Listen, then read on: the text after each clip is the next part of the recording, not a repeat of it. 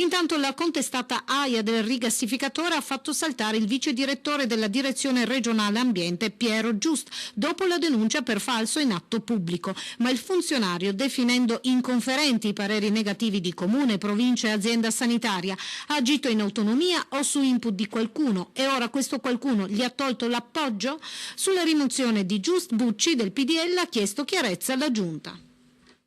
E di rigassificatore ha parlato a Roma il sindaco di Trieste Cosolini con il ministro dello sviluppo economico Passera. Passera ha ribadito di considerare strategico il progetto di gas naturale, mentre il sindaco ha sottolineato come i prevalenti motivi di disapprovazione non riguardino la scelta in sé dei rigassificatori e nemmeno necessariamente la collocazione di uno nel nostro territorio, bensì quelle che vengono valutate come significative criticità sulla localizzazione prescelta e sulle caratteristiche del progetto.